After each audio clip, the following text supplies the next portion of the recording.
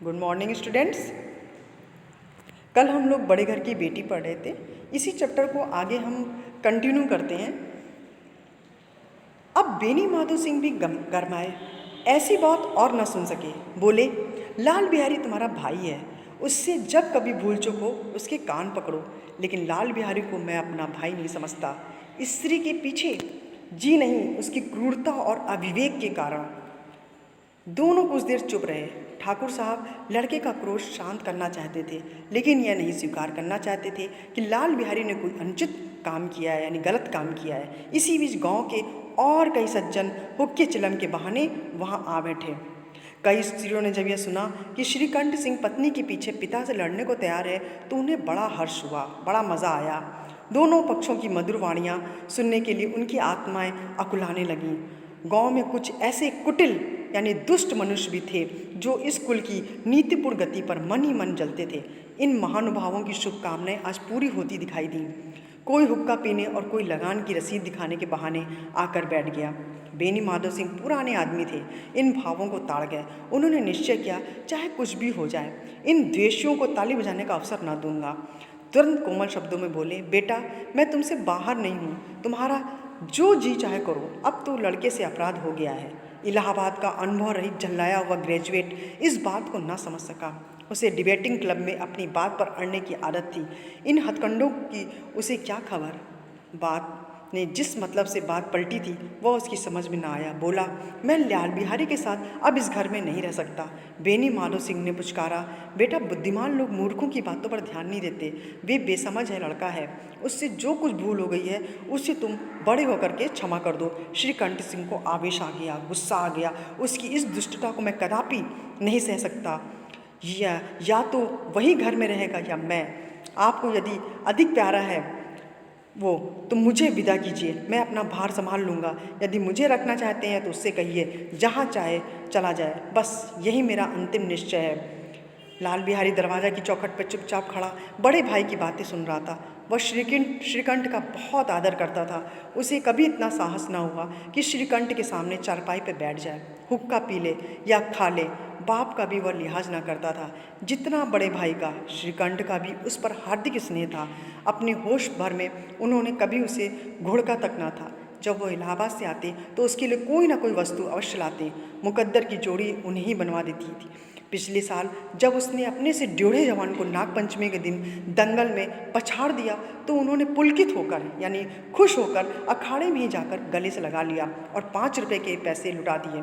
ऐसे भाई के मुंह से आज ऐसे हृदय विदारक बात सुनकर लाल बिहारी को बड़ी ग्लानि हुई, बहुत पछतावा हुआ। वह फूट फूट कर रोने लगा। इसमें संदेह नहीं है कि अपने किए पर वह पछता रहा था। भाई के आने के एक दिन पहले उसकी छाती धड़कती थी। देखूं भैया क्या कहते हैं, मैं उनके सम्मुख कैसे जाऊंगा, उनसे कैसे बोलूंगा, मेरी आंखें उनके सामने कैसे उठेंगी। उसने समझा था कि भैया मुझे बुलाकर समझा देंगे। इस आशा के विपरीत आज उन्हें कठोरता की मूर्ति बनने हुए पाया। वह मूर्ख था, परंतु उसका मन कहता था कि भैया मेरे साथ अन्याय कर रहे हैं। यदि श्रीकंठ उसे अकेले में बुलाकर 2-4 कड़ी बातें कह देते, इतना ही नहीं 2-4 तमाचे भी लगा देते, तो कदाचित उसे इतना दुख ना होता। पर भाई का यह कहना कि अब मैं इसकी सूरत नहीं देखना चाहता, लाल बिहारी से सहा ना गया। वह रोता हुआ घर आया, कोठरी में जाकर कपड़े पहने, आंखें पोंछी, जिससे कोई यह न समझे कि वह रो रहा है। इसके उपरांत वह आनंदी के द्वार पर जाकर बोला, भाभी भैया ने निश्चय किया कि वे मेरे साथ इस घर में नहीं रहेंगे। अब वे मेरा मुंह नहीं देखना चाहते, इसलिए मैं जाता हूँ। उन्हें फिर मुंह ना दिखाऊंगा।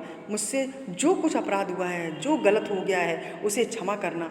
यह कहते कहते लाल बिहारी का गला भर आया, वह रोने लगा। जिस समय लाल बिहारी सिर झुकाए आनंदी के द्वार पर खड़ा था, उसी समय श्रीकंठ सिंह भी आंखें लाल किए हुए बाहर से आए। भाई को खड़ा देख तो घृणा से आंखें फेर ली और कतरा कर निकल गए, मानो उसकी परछाई से दूर भागना चाहते हैं।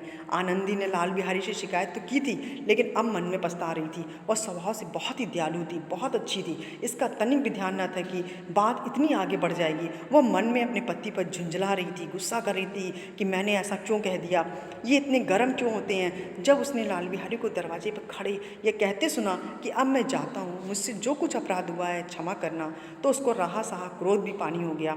वो रोने लगी। मन का मैल धोने के लिए नयन जल से उपयुक्त कोई और वस्तु नहीं है। श्रीकंठ को देखकर आनंदी ने कहा, लाल बिहारी बाहर खड़े होकर बहुत रो रहे हैं, तो मैं क्या करूं। भीतर बुला लो, मेरी जेब में आग लगे, मैंने कहाँ से झगड़ा उठाया। मैं नहीं बुलाऊंगा, पछताओगे, उन्हें ग्लानि हो गई, ऐसा ना हो कहीं चल दे। श्रीकंठ सिंह ना उठे। इतने में लाल बिहारी ने फिर कहा, भाभी भैया से मेरा प्रणाम कह दो, वे मेरा मुंह नहीं देखना चाहते, इसलिए मैं अपना मुंह उन्हें ना दिखाऊंगा। लाल बिहारी इतना कह लौट पड़ा और शीघ्रता से दरवाजे की ओर बढ़ा। अंत में आनंदी कमरे से निकली और उसका हाथ पकड़ लिया। लाल बिहारी ने पीछे मुड़कर देखा और आंखों में आंसू भर बोला, मुझे जाने दो, कहाँ जा रहे हो, जहाँ कोई मेरा मुंह ना देखे। मैं नहीं जाने दूंगी, मैं तुम लोगों के साथ रहने योग्य नहीं हूँ। तुम्हें मेरी सौगंध, अब एक पग भी आगे ना बढ़ना जब तक मुझे यह ना मालूम हो जाए कि भैया का मन मेरी तरफ से साफ हो गया है। तब तक मैं इस घर में कदापि ना रहूँगा। बच्चों, आज हम लोग इतने ही पढ़ते हैं। नेक्स्ट हम लोग कल पढ़ेंगे। इस कहानी का उद्देश्य क्या है ये हम बताएंगे, और लेखक ने संदेश क्या दिया है ये भी हम आपको कल बताएंगे। थैंक यू सो मच बच्चों। Have a nice day.